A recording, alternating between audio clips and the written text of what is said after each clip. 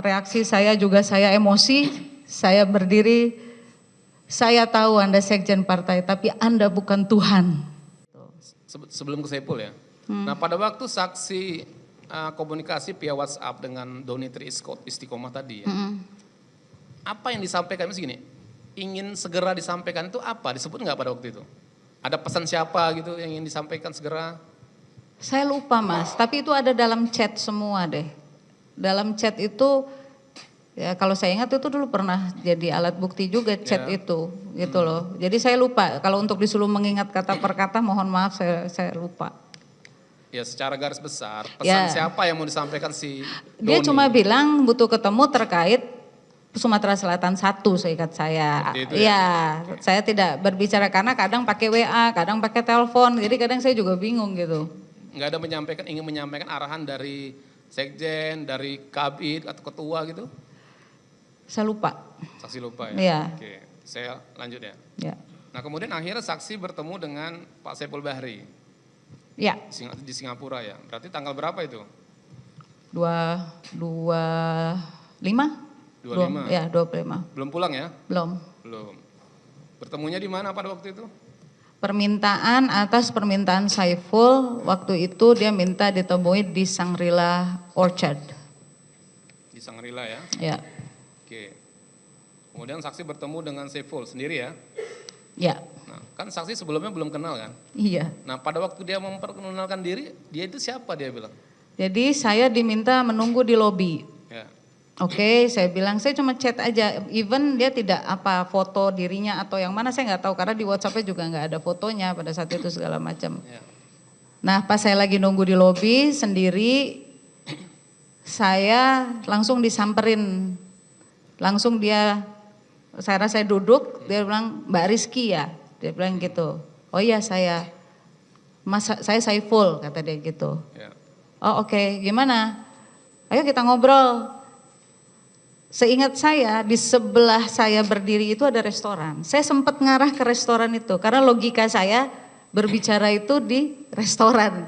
Ya, nggak gitu. mungkin sambil berdiri ya? Iya, saya jalan, mbak salah, kita lewat sini. Oh oke. Saya ikuti, begitu saya ikuti dia men-tap kartu. Di situ saya spontan mencari handphone dan langsung merekam dari dalam lift karena saya melihat tab lantai mezanin bukan dan itu menuju lantai 10. Lantai 10 ya. Gitu. Terus bicaranya di mana? Di kamar atau di lobi? Ya, saya masuk begitu keluar lift, saya lihat kanan kiri, oh ini kamar semua. Saya ikuti, saya masuk ke kamar tersebut dan saya dulukan beliau jalan.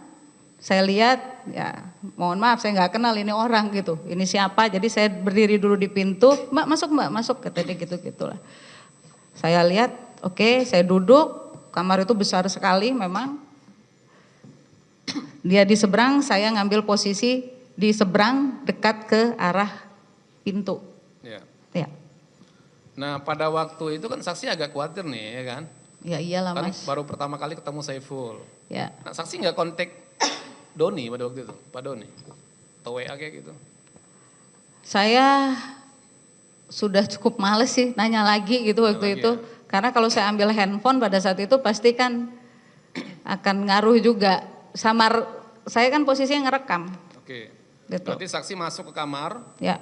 Berdua dengan Saiful Bahri dan saksi merekam kegiatan pada waktu itu? Iya. Oke. Nah sekarang yang saya tanyakan kepada saksi, nah apa yang disampaikan oleh Saiful Bahri kepada saksi pada waktu itu? Karena kan mendesak nih kesannya. Ya awalnya dia menceritakan siapa dia. Ya siapa dia katanya? Ya menurut dia bagian dari partai, dia kerabat dekat Pak Sekjen dan dia datang itu karena perintah Pak Sekjen gitu-gitulah. Ya. Gitu. Okay. Nah, kemudian setelah basa-basinya itu menceritakan itu baru saya yang menanyakan ini intinya apa ya? Saya bilang gitu. Betul. Terus ya dia mulai dengan narasi panjang lagi sampai akhirnya berbicara terkait bahwa dia datang membawa fatwa Mahkamah Agung. Gitu. Ada bawa fatwa Mahkamah Agung. Ya, dan banyak sekali kertasnya dan saya nggak mau sentuh. Dijelaskan nggak isi dari fatwa, dokumen-dokumen yang dibawa itu? Dia bilang kurang lebih dia cuma menunjukkan oh ini kerja saya lah, kurang lebih gitu. Karena ada berapa bundel, ada kertas.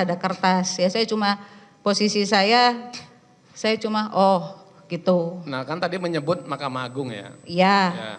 Dijelaskan nggak apa keputusan Mahkamah Agung pada waktu itu dengan saksi? Iya. Apa dia? Bahwa ada kewenangan partai terkait fatwa MA itu. Ya. Sempat saya beradu argumen karena saya juga membaca fatwa MA itu. Ya apa isinya?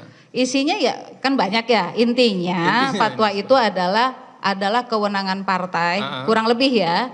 Untuk dapat mengusulkan atau apa caleg terpilih gitu, memutuskan caleg terpilih apabila ada berhalangan tetap gitu. Baik, saya coba bacakan bunyinya ya, nanti benar nggak seperti ini gitu, mengingatkan memori saksi aja. Jadi isi dari putusan Mahkamah Agung itu ya, uji materi ini ya. Jadi perolehan suara, ini putusan Mahkamah Agung nomor 57P tanggal 19 Juli 2019. Perolehan suara calon anggota legislatif yang meninggal dunia untuk pemilihan anggota DPR dan DPRD dengan perolehan suara terbanyak seharusnya menjadi kewenangan diskresi dari pimpinan partai politik untuk menentukan kader terbaik sebagai anggota legislatif yang akan menggantikan calon anggota legislatif yang meninggal dunia tersebut dengan tetap memperhatikan peraturan perundang-undangan. Seperti itu bunyinya, saya ingat. Saya tahu isinya bukan dari Saiful, saya membaca. Karena kan kalau putusan Mahkamah Agung bisa diakses. Bisa ya? Iya, jadi saya pada saat sudah mulai, media kan mulai ramai pada saat itu, saya mencari tahu. Nah, Saiful membawa itu bukan bundel juga, jadi kayak amplop coklat, amplop itu tulisan depannya Mahkamah Agung. Jadi dia bilang saya membawa fatwa, saya bilang saya nggak peduli, gitu. Jadi intinya oke lah, kan saksi Saiful buat dokumen lah ke pasar, ditunjukkan lah semua. Iya. Nah intinya apa yang disampaikan Saiful ke saksi, kan itu lagi balik. Iya, intinya saya disuruh mundur. Saksi diminta mundur sebagai caleg terpilih. Betul. Tujuannya supaya apa? Supaya atas nama saudara Harun Masiku ini bisa menduduki posisi DPR RI terpilih gitu. Untuk dapil Sumsel 1. Iya. Oke. Nah, saksi ya. Kan saksi kan baru pertama sekali ketemu dengan Pak Saiful. Betul. Ya. Nah, bagaimana saksi bisa meyakini ya bahwa yang disampaikan oleh Saiful itu memang dari Sekjen? Jangan-jangan nih, kita kan khawatir nih, jangan-jangan Saiful Bahri ini hanya mencatut nama, kan seperti itu ya? Betul. Nah, bagaimana saksi membuktikan bahwa benar ini ada pesan yang disampaikan oleh Saiful setelah dihubungi Doni tadi dari Pak Sekjen, bagaimana? Yang pasti yang saya pahami, perintah Sekjen itu keluar dari mulut Saiful berkali-kali.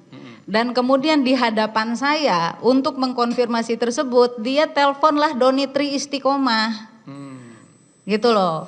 Nah di dalam percakapan itu seingat saya, Doni Tri itu bilangnya, udah saya nanti yang ngomong sama Sekjen gini-gini, gitu terus gitu loh. Jadi masalah faktor kedekatan dengan Sekjen atau atas perintah Sekjen itu yang saya pahami based on verbalnya dari Saiful Bahri dan Doni Tri Istiqomah, karena ada percakapan di telepon itu. Karena ini saya loudspeaker ya, biar si Rizkinya dengar gitu. Jadi Doni mengkonfirmasi Saiful mengkonfirmasi ke Doni karena saksi menolak untuk mundur. Iya, karena saya ngotot, saya bawa data tidak diterima sama Doni Tri kemarin. Kok tiba-tiba saya disuruh mundur dengan yang kurang lebih di dalam percakapan antara Doni dengan Saiful sama-sama menanyakan data C1.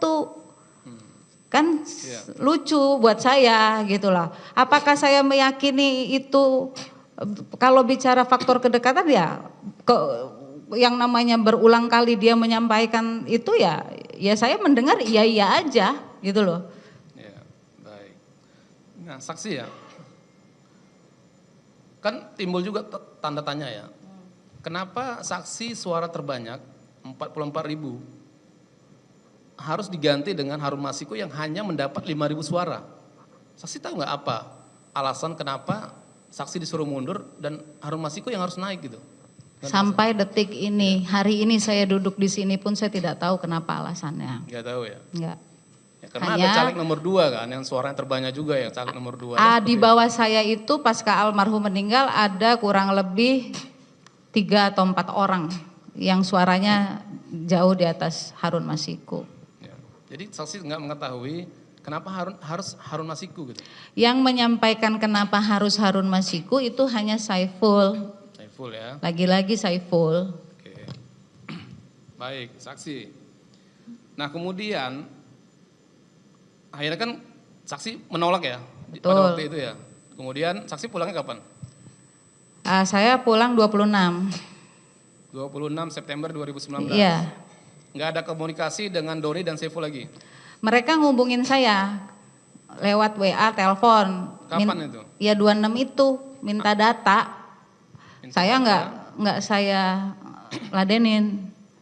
Ya. Karena saya yakin lah masa partai kita nggak punya data, ya mereka minta data saya buat apa gitu loh. Baik. Nah kemudian saksi ada nggak mengkonfirmasi permintaan mundur yang disampaikan Saiful yang katanya dari Sekjen ini kepada Sekjen sendiri? Tanggal saya lupa kurang lebih mungkin setelah hari itu, kalau saya nggak salah 27 September kalau saya tidak salah, itu saya ada surat. Ya. Tapi judul surat itu konsolidasi kalau saya nggak salah. Surat tanggal berapa masih ingat? Yang saya ingat tuh saya bacanya 27 September sih. Oh, acaranya di tanggal 27 September Iya, 2019. Di iya. mana? Di Dewan Pimpinan Pusat Partai. Ya.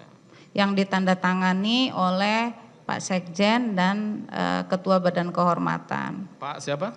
Komarudin Pak Watubun. Komarudin Watubun. Nah pada saat saksi mendapat surat itu saksi mengkonfirmasi ke siapa? Ini surat mau ketemu siapa nih saya gitu? Langsung ke Pak Sekjen. Saksi WA langsung? Iya. Tanggal berapa saksi WA? 20 itu pokoknya hari ketemu itu. Oh jadi surat itu tanggal 26, saksi mendapat surat terus saksi konfirmasi ke Sekjen. Iya, iya. Arahan Pak Sekjen apa? Enggak, saya langsung datang juga gitu loh. Ya. Nah ketemunya dengan Pak Sekjen ini kapan? Ya 27. Oh tanggal 27-nya? Oke. Saksi bertemu dengan terdakwa di tanggal 27 ya? Ya. Nah kemudian apa pembicaraan pada waktu itu? Mudah-mudahan saya nggak salah. Waktu itu saya hadir Pak Sekjen, bahwa saya mempertanyakan masalah pelantikan saya. Ya. Pelantikan saya, undangan saya. Ya. Sempat terjadi dialog pada saat itu bahwa saya akan diberikan undangan apabila saya bersedia mundur. Ya. Saya mempertanyakan alasannya apa.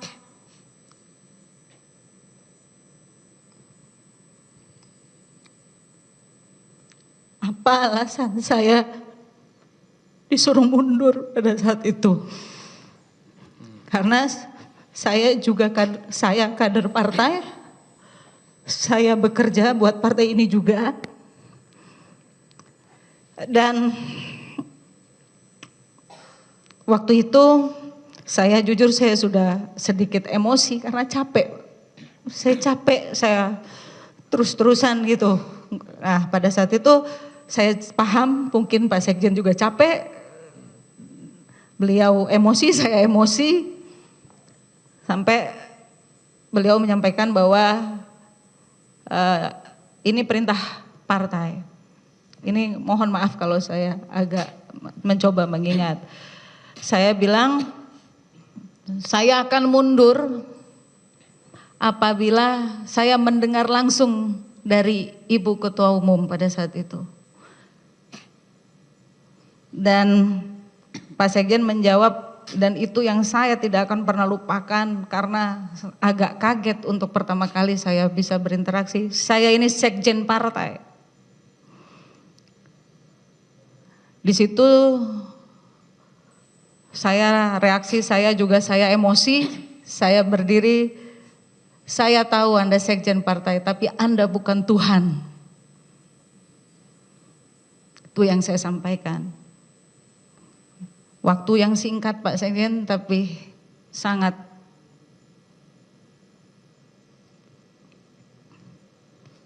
melekat sampai sekarang di kepala saya.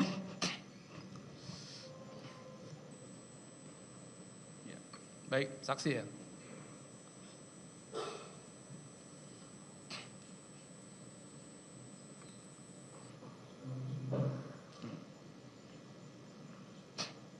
Mungkin saksi mau bisa minum dulu sebentar, izin. Tisu. Tisu ya.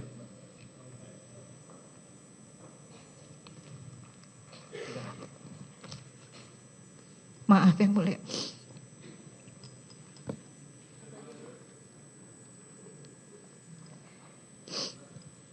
Ya, dan saya emosi, saya jujur saya akui saya emosi pada saat itu.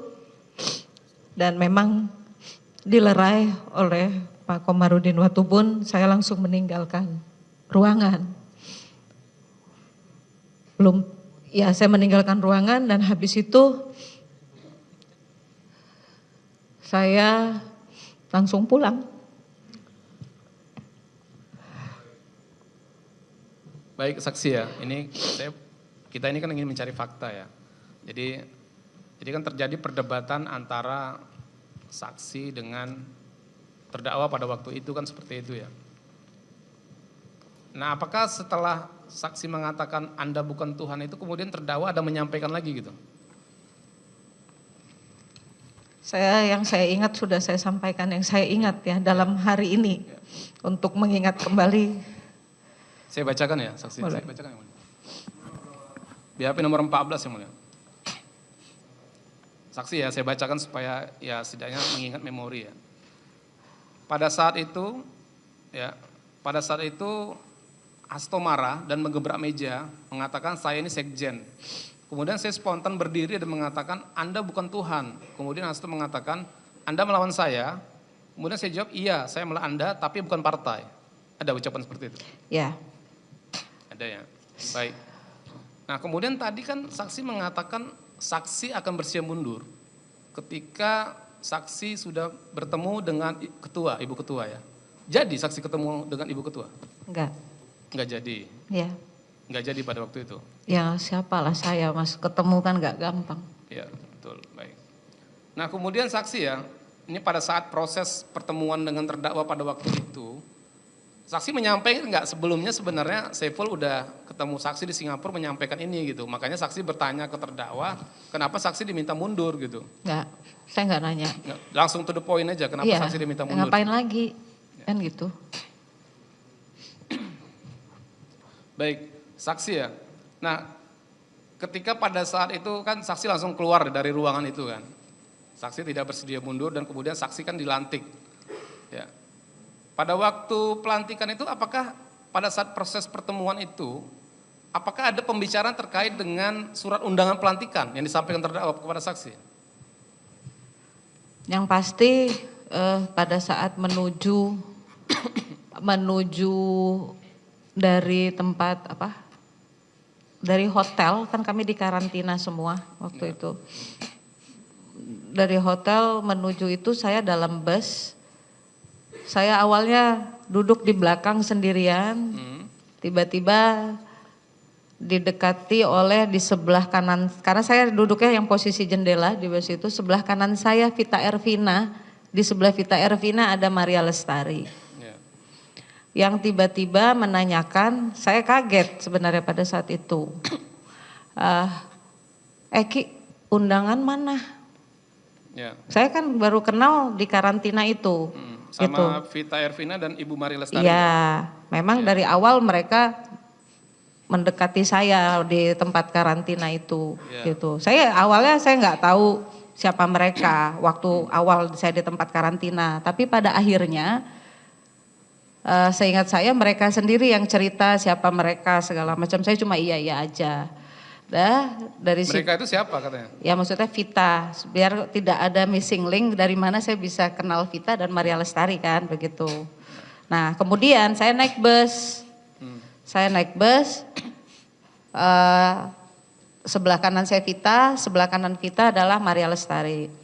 Tiba-tiba saya lagi duduk ngadep jendela ini, dia tiba-tiba undangan mana? Bentar lagi ada petugas mau nanyain undangan. Undangan pelantikan ya? Undangan pelantikan. Waktu itu saya langsung jawab, undangannya sudah duluan berangkat ke DPR. Oh gitu, tapi ini dicek loh sekarang, gitulah kurang lebihnya. Dan karena Maria di sebelah Vita, ada undangannya gitu, cuma gitu doang ya. Cuma saya bilang ada, udah di. Nah disitulah saya aneh gitu, kok bisa orang di luar saya bisa tahu perihal undangan ini. Karena saya pun tidak bercerita ke siapapun, hanya ke suami saya dan juga ada 4 orang tim saya gitu. Ya, ada apa dengan undangan ini gitu? Saksi belum menceritakan masalah undangan di persidangan ini. Terkait pelantikan saksi, kenapa undangan itu? Ya kan kalau dilantik harus pakai undangan. Ya undangan saksi di mana? Ya yang saya tahu undangan saya di DPP partai. Waktu itu Ada di siapa? Ya waktu itu saya mempertanyakannya ke Pak Sekjen. Masalah Pak Sekjen ngasihnya ke siapa kan saya nggak paham. Yang saya tahu secara organisasi, ya secara organisasi sekali lagi saya sampaikan bahwa itu harusnya adalah kewenangan DPP partai yang mungkin saja itu diketahui oleh Sekjen. Ya.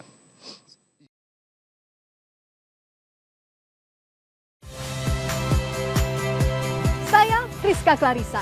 Saksikan program-program Kompas TV melalui siaran digital, pay TV, dan media streaming lainnya. Kompas TV, independen, terpercaya.